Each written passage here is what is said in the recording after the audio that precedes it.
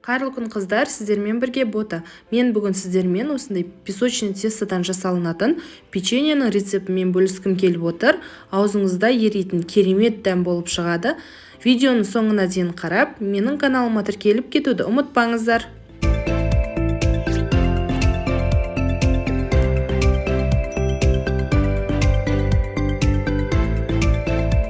Ол үшін ең бірінші таза ыдысымызға елгезерімізді қойып, оның үстіне 4 стакан ұнды салып, жақсылап тап-таза болғанша елеп аламыз. Ұнымызды елеп алдық. Енді оның үстіне қап-қатты болып тұрған сары майымызды қырғыштан өткізіп аламыз.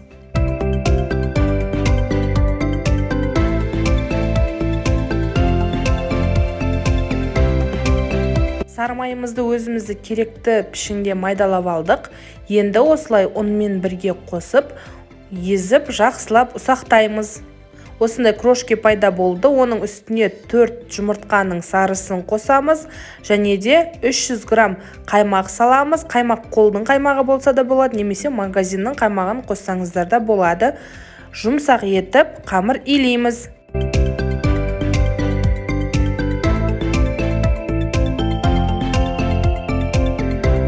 Қамырымыз қолға мүлдем жабыспайды.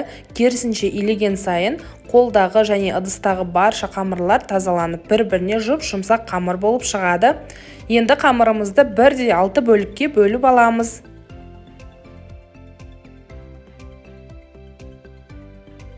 Бөлінген бөліктерімізді осылай видеодағыдай етіп, зуала жасап, холодильникке жарты сағатқа қоямыз.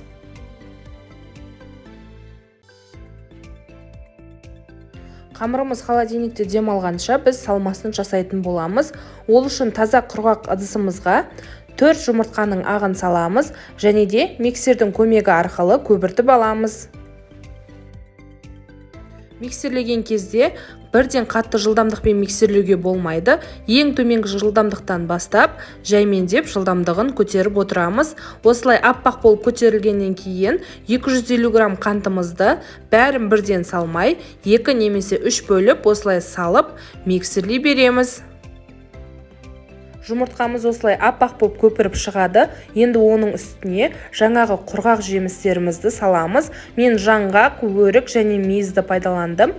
Өздеріңіз қандай жемісті ұнатасыздар, кез келген құрғақ жемісті қолдансаңыздар болады.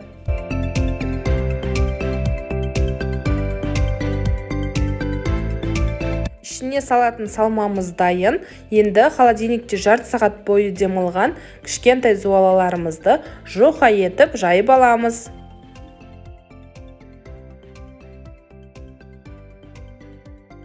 Осылай жұп-жұқа болып жайылды. Енді оның ішіне осы видеодағыдай етіп салмасын салып ораймыз.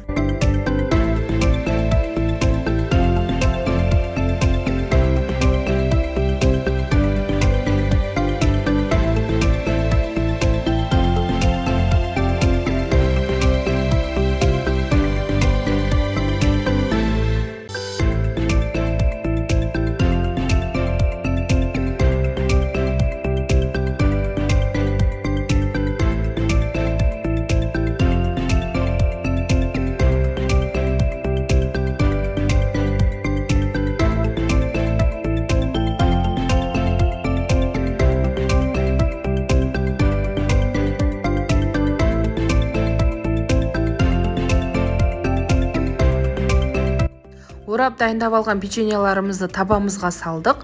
Енді үстін осылай аздап кесіп шығамыз және де 180 градуста 25-30 минут бойы пісіреміз.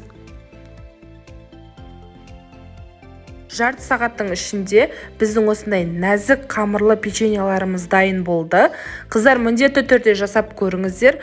Қамыры аузыңызда ериді, ал ішіндегі салмасы денсаулық үшін өте пайдалы.